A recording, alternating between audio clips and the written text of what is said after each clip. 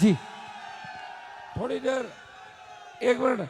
बोले तेजाजी महाराज की, राम साहब पीर की। अब 2 मिनट है ना, इतना अच्छा कार्यक्रम है। और चूंकि रात को हेलीकॉप्टर उड़ता नहीं, इसलिए बिना हेलीकॉप्टर के आना पड़ा सड़क मार्ग से। आप सबकी इच्छा थी कि मैं भाई चंद्रशेखर आजाद को साथ लेके आऊं। दोनों हम दोबारा पर्वत सर के अंदर आए। इस सभा के अंदर जो आधा घंटा आप शांति रखोगे, अच्छी बात हो, उस पर ताली बजाना, जिंदाबाद करना, और बाकी बीच में हल्ला मत करना। तो अपन चुनाव भारी वोटों जीत जाएगा। अब शांति से पूरी सभा सुनना, ठीक है? शांति यहाँ से मैं इंदिरा बावरी शुरुआत करेगी, फिर लच्छाराम जी, उसके बाद मैं बोलूंगा, फिर चंद्रशेखर आजाद। शांति से प्लीज। जी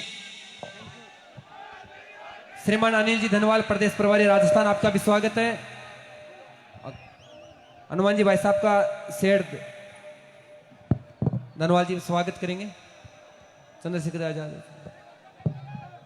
तो लीजिए, बिना किसी विलंब के इस कार्यक्रम को आगे बढ़ाता हूं, समय बहुत कम है।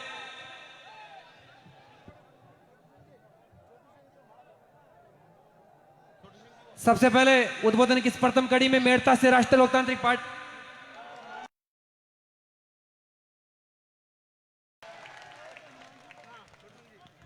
छोटू सिंह जी बना हनुमान जी भाई साहब को माला बनाकर स्वागत करिए। और उद्बोधन के लिए मेड़ता से राष्ट्रीय लोकतांत्रिक पार्टी की विधायक श्रीमती इंदिरा जी बावरी, आप आगे आए। श्रीमती इंदिरा जी बावरी,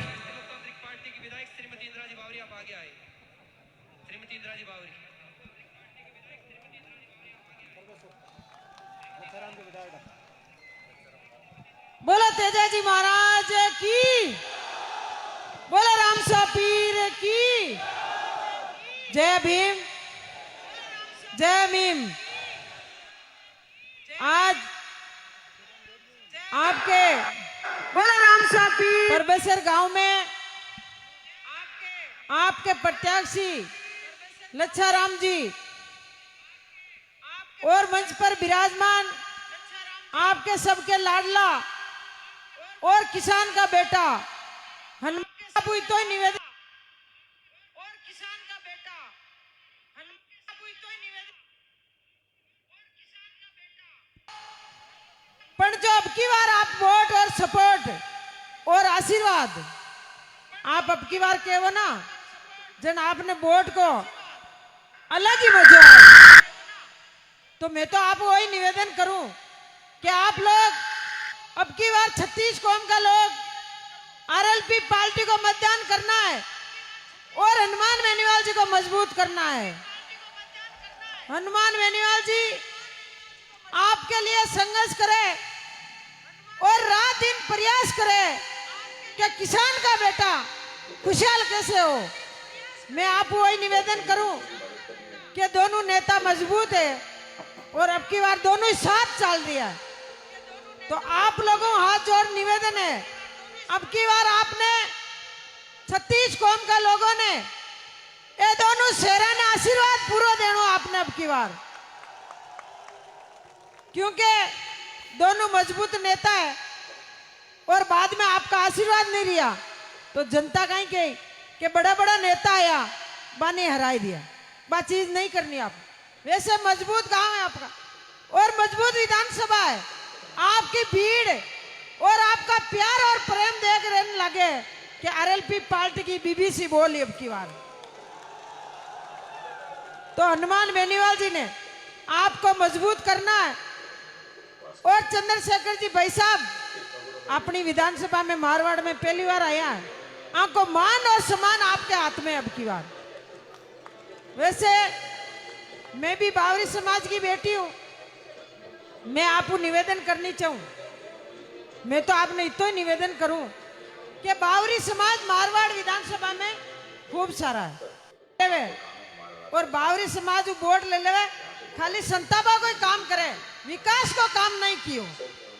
मैं तो आपको निवेदन करूं कि आप लोग अब की बार आरएलपी पार्टी को मजबूत करना है और मजबूती के साथ बावरी समाज का नाम रोशन आपको करना है।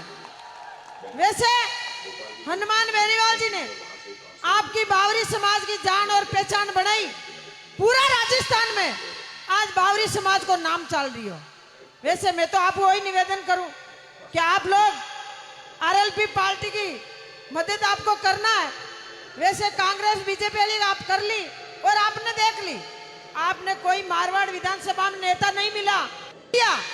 आपको अब की बार सबक सिखाना है और दोनों पार्टियों को अब की बार नीचे झुकाना। आपको आप अब की बार लच्छा राम जी को मदद करनी है, भारी वोटों आपको जिताना है और हनुमान बेनीवाल जी को पूरी मदद करनी है और हनुमान बेनीवाल जी को मजबूत करना है। आप लोग अब की बार 36 कौम का आप लोगों ने पूरी मजबूती रखनी है और गांव-गांव टाणी-टाणी आपको प्रचार भी करना है और हनुमान बेनीवाल जी आपके बीच में रात और दिन संघर्ष करी है। तो आप लोग अब की बार पूरी मदद और पूरा आशीर्वाद हनुमान बेनीवाल जी पर आपको रखना है। आप मान और सम्मान दिया, आपको बहुत बहुत धन्यवाद। जय हिंद, जय भारत। थैंक यू आदरणीय इंदिरा जी, और आपको मेड़ता से भारी भरकम जीत के लिए अग्रिम बधाई। तो लीजिए, जिन्होंने आधुनिकता के इस बदलते दौर में राजनीति के बदलते मूल्य में अपनी व्यक्ति निष्ठा दुर्वतारी की तरह टल रखकर, जिन्होंने हिंदुस्तान के किसान कौम की फटी धोती, किसान का फटा साफा और किसान के पैरों की फटी बिवाई देकर ये पहचान लिया कि मुझे इसकी मदद के लिए आगे आना है, ऐसे आजाद समाज पार्टी के राष्ट्रीय अध्यक्ष मेरे बड़े भाई चंद्रशेखर जी आजाद आप आगे आइए और अपने उद्बोधन से इस किसान कौम को लाभान्वित करने का काम करें। चंद्रशेखर जी भाई साहब के सम्मान में दोनों हाथों की जोरदार तालियां।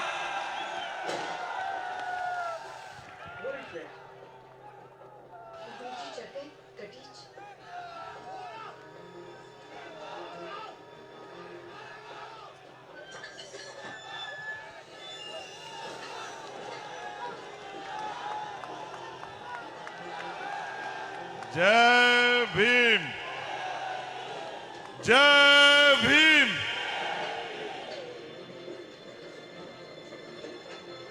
कब से बैठे हो?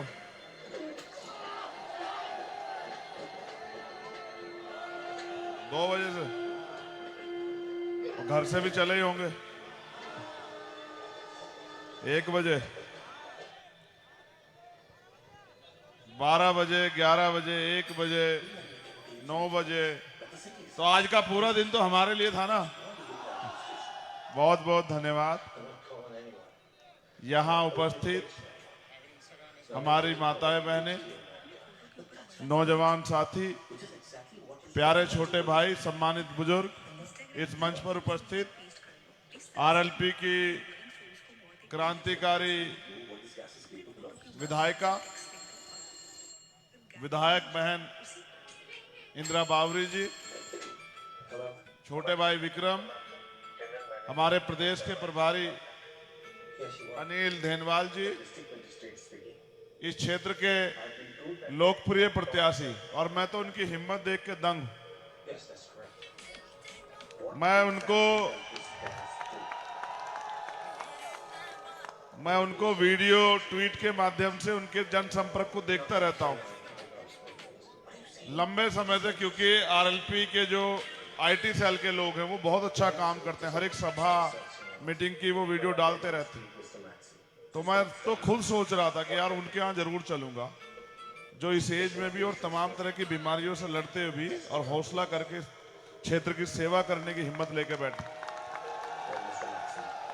यहाँ के लोकप्रिय प्रत्याशी लच्छाराम बड़ाना जी और राजस्थान के भावी मुख्यमंत्री, वर्तमान में नागौर के सांसद भाई हनुमान बेनीवाल जी। प्यारे साथियों, एक सार्थक प्रयास। जब मैं अपनी बात को रख रहा हूं तो आरएलपी एएसपी भीम आर्मी के सभी सम्मानित नेताओं का भी मैं बहुत बहुत धन्यवाद करूंगा, क्योंकि वो उनके बिना नहीं हो पा रहा है। वो बहुत मेहनत कर रहे हैं। हम एक सार्थक प्रयास कर रहे हैं राजस्थान में परिवर्तन का। परिवर्तन कैसा? जब राजतंत्र था तो लोग मजबूर थे, लोगों को जो राजा महाराजा होते थे उनके हिसाब से चलना पड़ता था। लेकिन जब राजतंत्र खत्म हुआ और वोट की ताकत आई लोकतंत्र आया तो राजा महाराजा कमजोर पड़ गए, जनता ताकतवर हो गई। और जिनकी वजह से इस देश को संविधान मिला, डॉक्टर बाबा साहब अंबेडकर, वो और उनके साथ इस किसान, नौजवान, कमजोर, दलित, पिछड़े, उपेक्षित, धार्मिक अल्पसंख्यक समाज को हक अधिकार दिलाने के लिए लड़ रहे सर छोटू राम, राष्ट्रपिता ज्योतिबा फूले, छत्रपति साहू जी महाराज, मान्यवर काशीराम साहब, उन नेताओं को मैं इसलिए बार बार याद करता हूं, उन महापुरुषों को, कि उनका ऋण है हमारे ऊपर, कर्ज, कि उन्होंने अपना सारा जीवन हमें हमारे पैरों पे खड़ा करने के लिए लगा दिया। तो जब वोट का अधिकार दिलाने की बात आई, आज नौजवान यहां बड़ी संख्या में, मैं देख रहा हूं नौजवान सबसे आगे बढ़ के जो है वो परिवर्तन के इस लड़ाई को मजबूत कर रहा है। तो जब वोट के लिए बाबा साहब कॉन्स्टिट्यूशन असेंबली में बात रख रहे थे, तो जो लोग उस समय रूल कर रहे थे वो कह रहे थे कि नहीं, वोट का अधिकार सबको नहीं मिलना चाहिए, वोट का अधिकार मिले उनको जो लगान देते हैं, उनको मिले जो बहुत पढ़े लिखे हैं, उनको मिले जो बहुत धंधा सेठ है, उनको मिले जिनकी बड़ी बड़ी फैक्ट्रियां हैं, उनको मिले जिनके बड़े बड़े कोठी बंगले हैं। बाबा साहब इस बात से सहमत नहीं थे। उन्होंने कहा अगर चंद लोग फैसला करेंगे तो लोकतंत्र कैसे?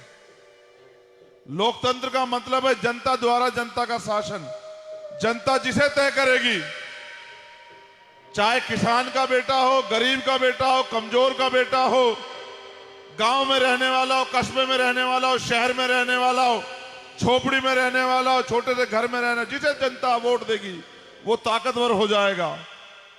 ये लोकतंत्र है।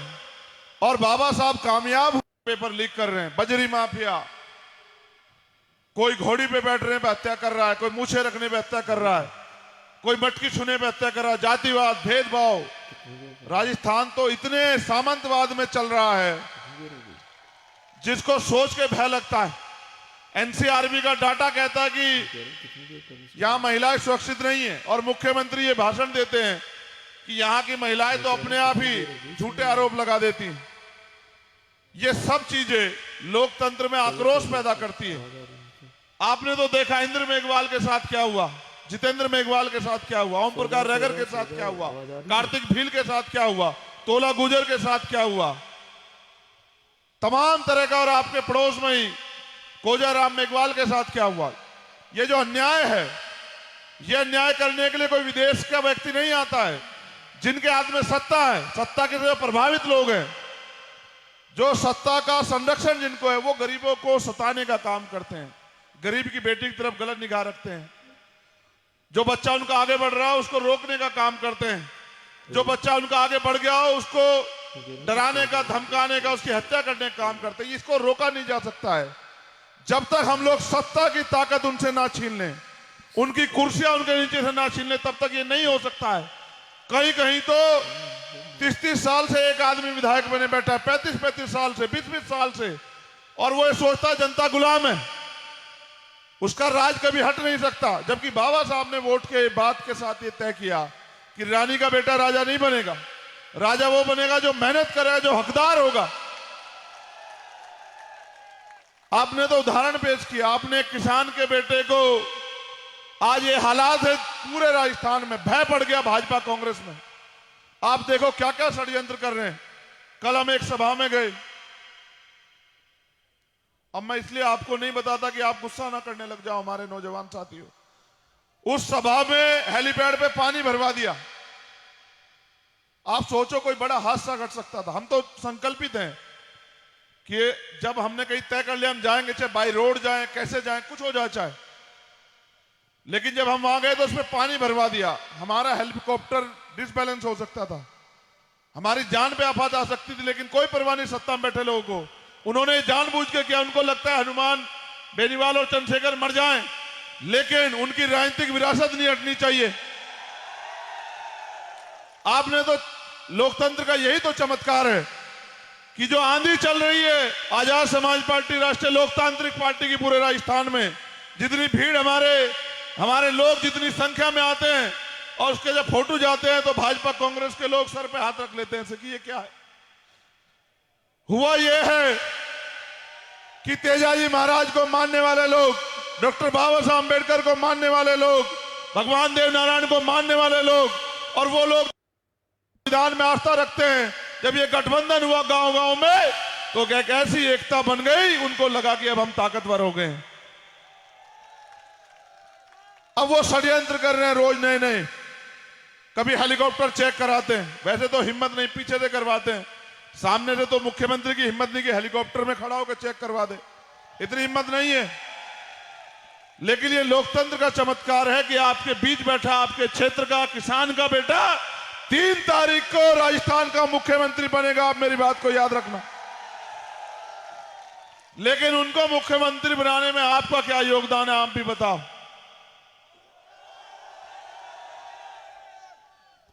परबतसर के लोगों, विधायक जीतेंगे, जिसके ज्यादा विधायक होंगे वो मुख्यमंत्री बनेगा। और राजस्थान में मैं लिख के कहता हूं, ऐसा भी हो सकता है कि आरएलपी एसपी के विधायक भाजपा और कांग्रेस से भी 10 विधायक ज्यादा हों।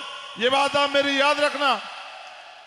लेकिन उनके विधायक तो पैसे के आधार पर जीतने का प्रयास करें कि गरीबों को पैसा बांटो, उनके स्वाभिमान सम्मान को खरीद लो। उनको लगता है गरीब बिकाऊ है, उनको लगता है जो 5 किलो राशन पे वोट दे देते हैं वो 1000-2000 रुपए वोट दे देंगे। लेकिन मैं समझता हूं, लंबे समय से हनुमान बेनीवाल जी राजस्थान की सेवा कर रहे हैं और भीम आर्मी आजाद समाज पार्टी के माध्यम से हम भी राजस्थान में लड़ाइयां लड़ रहे हैं। जब हम अलग अलग होकर लड़ रहे थे तो भी हम ताकतवर थे, लेकिन अब तो हम दोनों भाई ने एकता बना ली, इकट्ठा हो गए हम तो। क्योंकि लड़ाई मान सम्मान की है, आपकी रखवाली की है, आपकी तरक्की की है। जो सरकार में बैठे हैं कुर्सी पे वो तय करेगा कि मुफ्त में या सस्ती पढ़ाई गरीब के बच्चों को मिलेगी या नहीं मिलेगी। पेट्रोल डीजल के दाम क्या होंगे, टोल।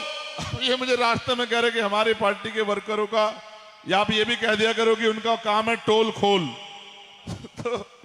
तो मैंने कहा कि आपने तो नारा ही दे दिया कि टोलों को टोल मुक्त बनाना है राजस्थान को। जब नेताओं को, अधिकारी कर्मचारी टोल का पैसा लेते, तो गरीब जनता क्यों दे पैसा? तो टोल फ्री कराना राजस्थान को, आपने तो ये भी कह दिया। लेकिन ये सोचो, आज मेरे घर में सुख भी है और दुख भी है। जहां मैं पैदा हुआ जिस घर में, मेरे बड़ी बहन के देवर जो हैं, आज सुबह 3:30 बजे उनकी डेथ हो गई। वो 34 साल के थे, 2 साल का बच्चा उनके घर में। कल रात उनका मेरे पास फोन आया कि इनके लीवर में दिक्कत हो गई है और कुछ पैसों की जरूरत है और हम अपनी जमीन बेचना चाहते हैं, गिरवी रखना चाहते हैं, जो भी कुछ भी करके पैसे की जरूरत है। गरीब के पास क्या है इसके अलावा?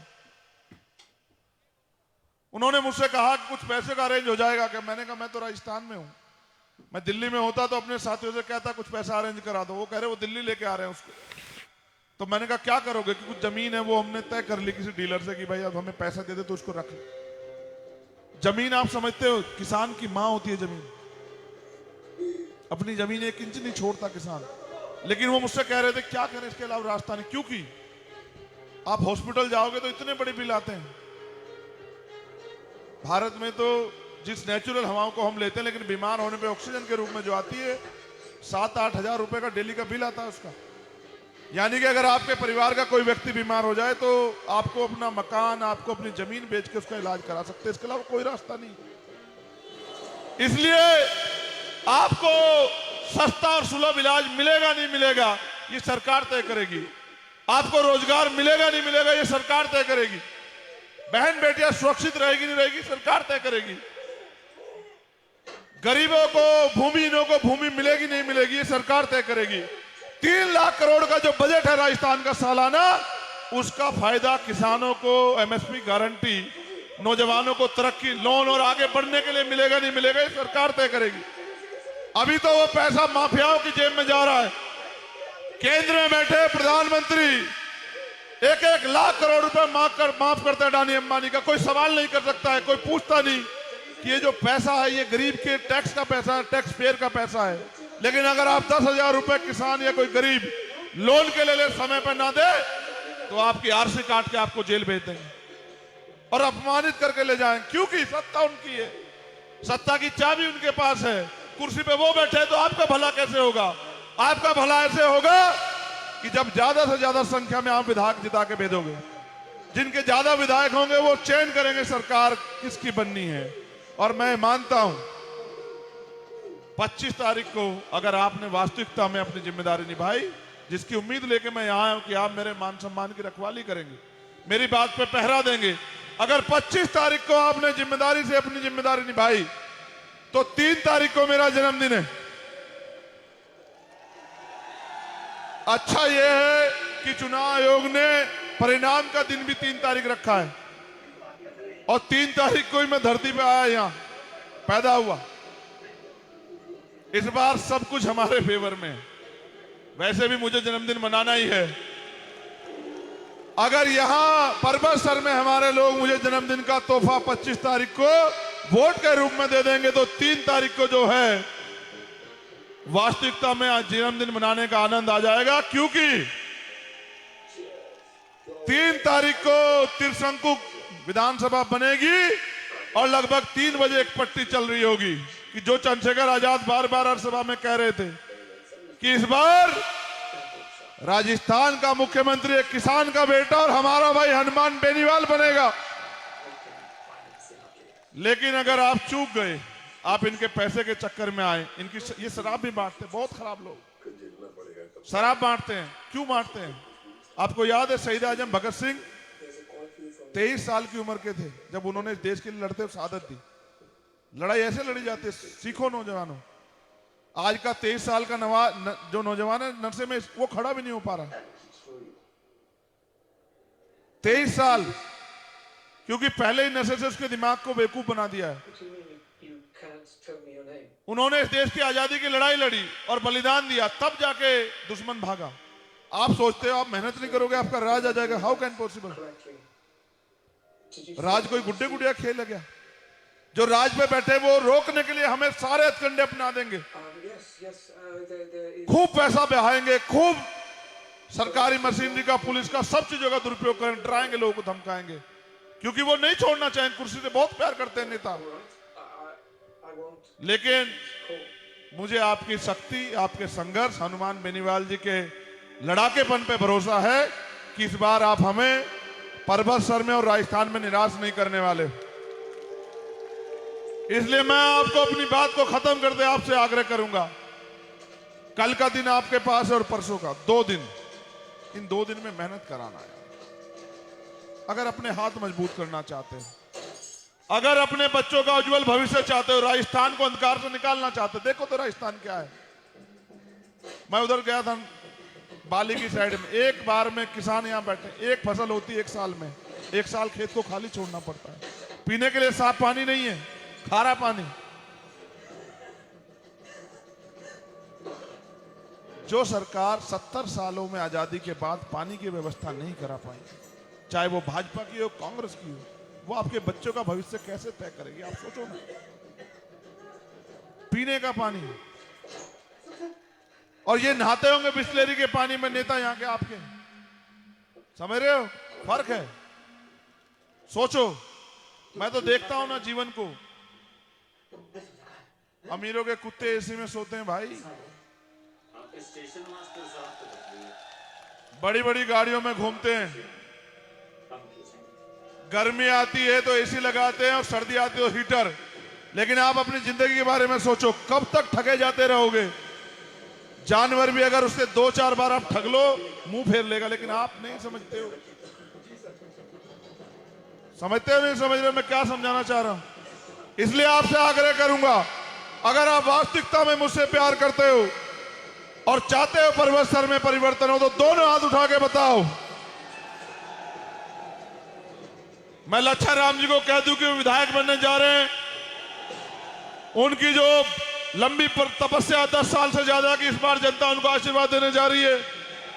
मैं हनुमान बेनीवाल जी कहूं कि खाते में एक और क्रमांक जोड़ ले परबतसर से। बहुत बहुत धन्यवाद। जय भीम, जय भारत, जय जवान, आप सभी की जय हो। बहुत बहुत धन्यवाद। तो लीजिए अगले उद्बोधन के लिए हनुमान जी बेनीवाल, दोनों हाथों के जोरदार ताड़े से अभिनंदन होना चाहिए।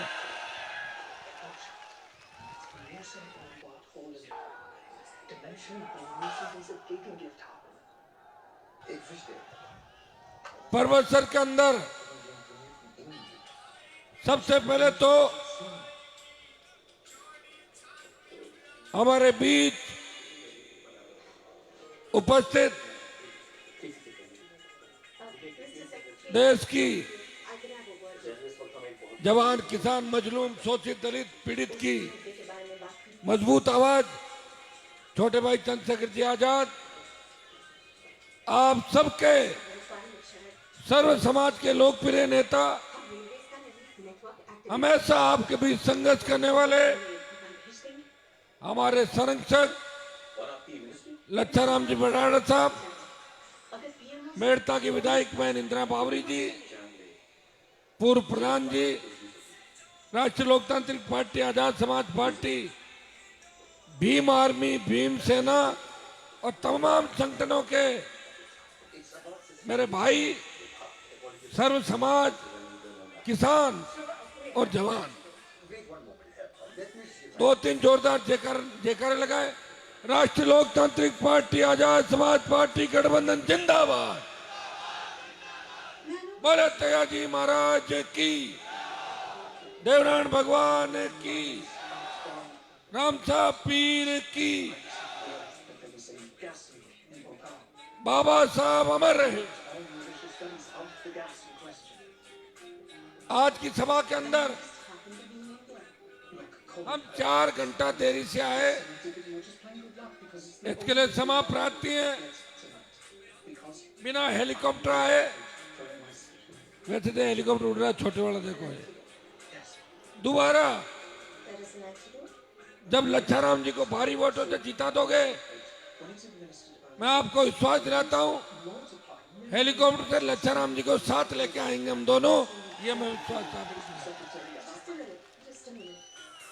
मेरे छोटे भाई ने जो मजबूती से आपका मार्गदर्शन किया, आप में जोश भरा, इस चुनाव के अंदर जो असली रंग जमा है वो 17 तारीख बाद से ही जमा है, जब चंद्रशेखर आजाद और हनुमान बेनीवाल एक साथ लड़ाई लड़ते राजस्थान के अंदर थी। इस गठबंधन की बहुत बड़ी आवश्यकता थी।